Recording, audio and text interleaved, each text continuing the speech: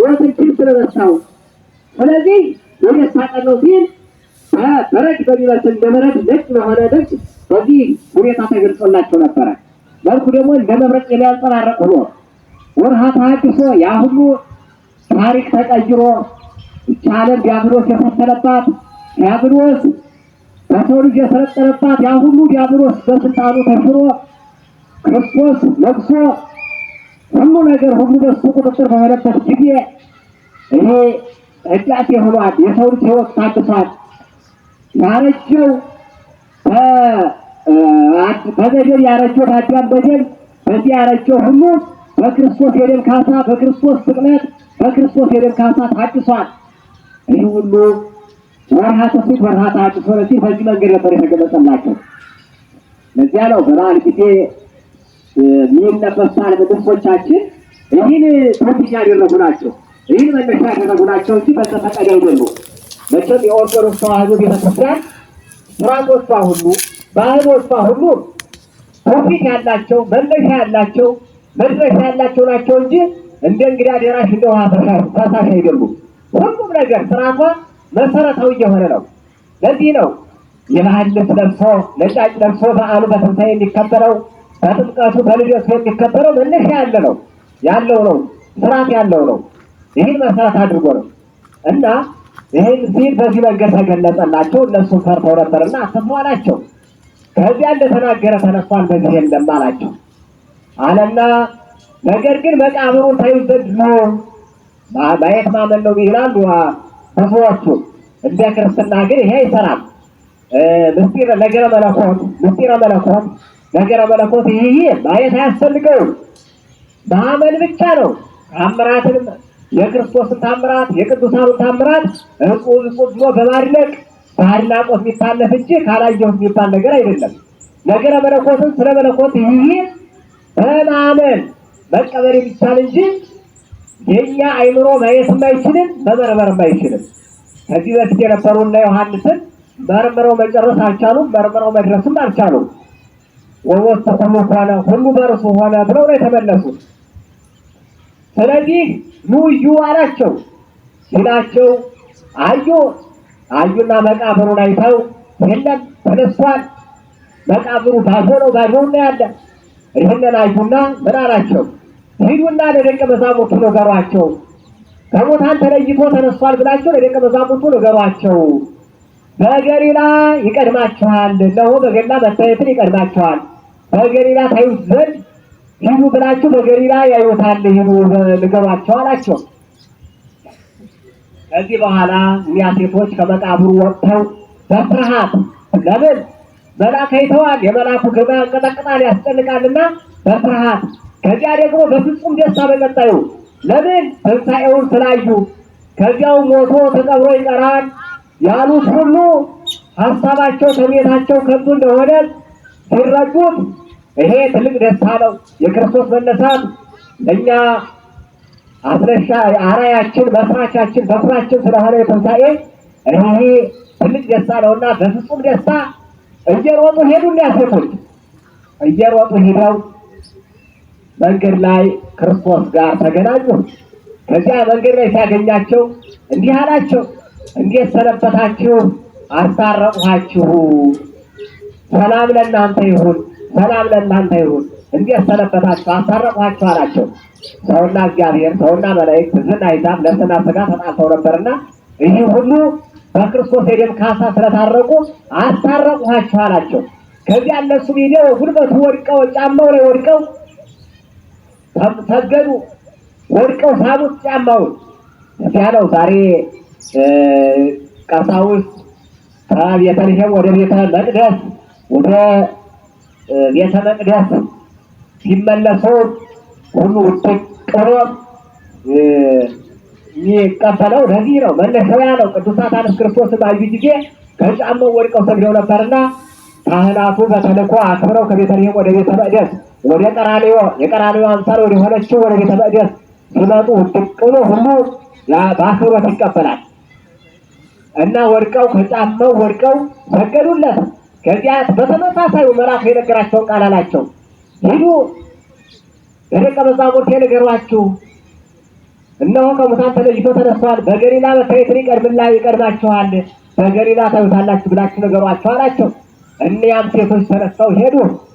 ሲሄዱ ጭፍሮቹ ይራወጣሉ። የሆነውን ሁሉ አይተው ይጨነቃሉ። ሄደው በከተማ ገብተው ለካህናት አይሁድ ክርስቶስን ይሰቀል ለመከሩት፣ ለወሰኑት፣ ለሰቀሉት፣ ለገደሉት፣ ደሙን ላፈሰሱት፣ ሥጋውን ለቆረሱት እኒያ ጠባቂ አድርገው ያስቀመጧቸው ጭፍሮች ሂደው የሆነውን ነገር ሁሉ በከተማው አወሩ። ተነሳ፣ ያ የተቀበረው እኮ ተነሳ ብለው አወሩ። እውነታውን ነው የተናገሩ። በሌሊት በሚያስፈራ በሚያስደነግጥ ሁኔታ እኛን መቋቋም አልቻልንም። ግርማውን በብርሃን ሲሞላ ደንግጠን ወደቅን፣ መቋቋም አልቻልንም። ስለዚህ ለኋሊት ወደቅን፣ እግራችን ወደ ላይ ራሳችን ወደ ታች ወደቅን፣ አልቻልንም መቋቋም። ተነሷል የለም ብለው እውነታውን ተናገሩ። ሲናገሩ ግን ተሰበሰቡ። የሀገር ሽማግሌዎች፣ ሊቃነ ካህናቱ ሁሉ ተሰበሰቡና ምክር ጀመሩ። የክፋት ምክር፣ ሴራ ጀመሩ። ሴራ ይሸርሙ ጀመር። ምን እናድርግ? እንዴት ምን ማድረግ ይሻለናል? ከዚህ በኋላ እኮ ምንም ማድረግ አንችልም፣ መኖር አንችልም። ተነሳ።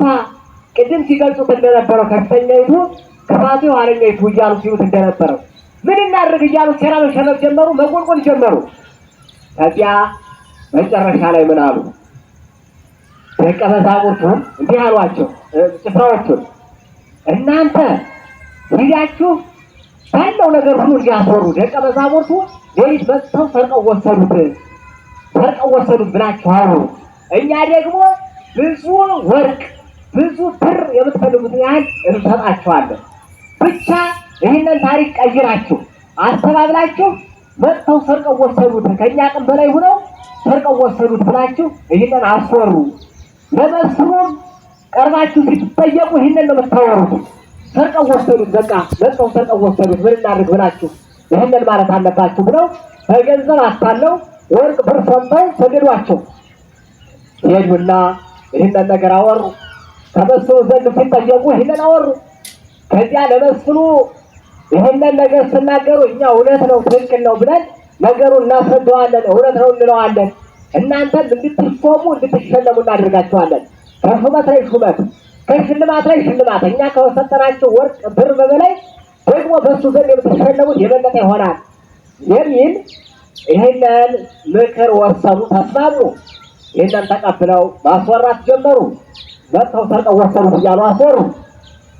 ከዚያ መስሎ አስቀረበና ጠየቃቸው። ሲጠይቃቸው ከአራት ወገን አድርጎ እየብቻ እየነጠለ ነው የጠየቃቸው። ትክክለኛ ጥያቄ ስለሆነ ህሊናውን ስላላመነበት፣ ህሊናው ያመነበት እንዲህ ነው፣ ህሊናው ያላመነ ግን በጉቦ ልቡናው የደነዘዘ የተደፈነ፣ በሙስና ጆሮ የደነዘዘ፣ በሙስና አይኑ የተጨፈነ ቢጮሁ አይሰማም፣ 30 ምስክር ቢቀርብ አያይም አይመለከትም። ስለይ ግን ትክክለኛውን ማወቅ የፈለገ ትክክለኛውን ማረጋገጥ የፈለገ መስፍን ስለነበረ አራት ወገን አድርጎ ጠየቃቸው። ሲጠይቃቸው አንዱ ወገን አንዱ ክፍል ምን አለ? 5 ገበያ ያህል ህዝብ ይከተለው ነበር። ክርስቶስ በመዋዕለ ሥጋዌው በሚያስተምርበት ጊዜ ታምራት በሚያደርግበት ጊዜ ይከተለው ነበር። ያን ያህል ህዝብ የ5 ያህል ገበያ ያህል ህዝብ መጥተው ሌሊት ሰርቀው ወሰዱት። መቃብሩን ቆፍረው አውጥተው ሰርቀው ወሰዱት አለ አንዱ ክፍል። ይህንን አስወጣና ደግሞ ሁለተኛውን ደግሞ አቀረበ። ሁለተኛው ክፍል ደግሞ 12ቱ ሐዋርያት መጥተው ሰርቀው ወሰዱት። ሌሊት ነው እያሉ ሰርቀው ወሰዱት። ሶስተኛው ደግሞ ሲጠየቅ ደግሞ ምን አለ? ሶስተኛው 3ቱ ባለሟሎች ጴጥሮስ፣ ያዕቆብ፣ ዮሐንስ ናቸው 3ቱ ባለሟሎች የሚባሉ። እነሱ መጥተው ሌሊት ሰርቀው ወሰዱት አለ። አራተኛው ምን አለ? ይገርም እኮ ነው። አራተኛው ቀርቦ ሲጠየቅ አይ ጌታዬ እዚህ ነገር ተወኝ አውጣኝ፣ እኔ ተኝቼ ነበር ሁሉንም አላየሁም አለ። ሁሉንም አላየሁም፣ የእሱ ይሻል። ተኝቼ ነበር ሁሉንም አላየሁም አለ። ከዚያ በኋላ መስፍኑ ምን አደረገ? ወከመዝ ኮነ ነገርክሙ ዝርወ ወስርሱረ ነገራችሁ እንዲህ የተለያየ የተበታተነ እንደሆነ እንደዚህ ይበታትናችሁ ይለያያችኋልና በሰይፍ አስመታቸው። እንዲህ በጉቦ የደነዘዙትን በሙስና የደነዘዙትን በዚያ ተሸፍነው እውነታውን የለወጡትን እንዲህ አድርጎ በሰይፍ አስመታቸው። ይገርማል። እንዲህ አይነት ሰው መገኘቱ፣ እንዲህ አይነት ዳኛ፣ እንዲህ አይነት ፈራጅ መገኘቱ ያስደስታል። በዚያ ሰዓት፣ በዚያ ጊዜ፣ በዚያ ሰዓት፣ በዚያ ክፉ ሰዓት ሰው ሁሉ ጨካኝ ከሃዲ ሆኖ ክርስቶስን ፈጣሪውን በሰቀለበት ሰዓት እንዲህ አይነት ሰው መገኘቱ ይገርም ነው። ይህን ያጣቸው ዓለም ዛሬ እንዲህ አድርጎ ቢያስመሰክር፣ እንዲህ አድርጎ ቢያረጋግጥ፣ እንዲህ አድርጎ ቢፈርድ የጠፋው ሁሉ በሙስና ዓይኑ ተጨፍኖ በሙስና ጆሮ ተደፍኖ እውነቱን የሚያይ እውነቱን የሚሰማ በጠፋበት ጊዜ ይሄ ነው የሚያሳዝነው። እግዚአብሔር እንዲህ አይነት ሰዎችን ለሀገራችን ይስጥልን። ከዚያ እስከ ረጅም ዘመናት ትርጓሜ መጽሐፉ እንደሚናገረው እስከ ዛሬ ድረስ በአይሁድ ዘንድ ደቀ መዛሙርቱ ሌሊት መጥተው ሰርቀው ወሰዱት እየተባለ ይነገራል ይላል መጽሐፉ። ጸሐፊው እስከ ተጻፈበት ድረስ ወንጌላዊ እስከ ተጻፈበት ድረስ በአይሁድ ዘንድ ምንጊዜም ይሄ ነው። የተነሳው ምስሉ አይሉም፣ የተሰቀለው እሱ ነው አይሉም፣ የተወለደው እሱ ነው አይሉም። ሲወለድም አላመኑበትም፣ አልተቀበሉትም። ሲሰቀልም አላመኑበትም፣ ሲነሳም አላመኑበትም። ምክንያቱም ደንዝዘዋል፣ ደንቁረዋልና እስከ መቼም ድረስ ገና ይወለዳል ገና ይመጣል እያሉ በጭፍር ሲመኙ ሲያስቡ ይኖራሉ። በጭፍር ዝም ብለው ይህንን አልቀበልም በማለት እና ይህን ይመስላል። ከብዙ በጥቂቱ ከረጅም ባጭሩ ይህን ይመስላል። ብዙ ያስኬዳል። የትንሣኤው ትምህርት የተሰራው ቅዱሳት አንስት ያደረጉት ረጅም ነው፣ ሰፊ ነው። ደቀ መዛሙርቱ ያደረጉት ያስኬዳል። በቀጣይ በቅደም ተከተል ይታያል። ለዛሬው በዚህ ልክ ይብቃል። አምላካችን እግዚአብሔር እንዲህ ብርሃነ መለኮቱን ገልጾ ሞትን ድል ነስቶ ሙስና መቃብርን አጥፍቶ የተነሳው አምላክ እኛንም በትንሣኤ ዘጉባኤ በክብር እንዲያስነሳን መልካም ፈቃዱ ይሁንልን።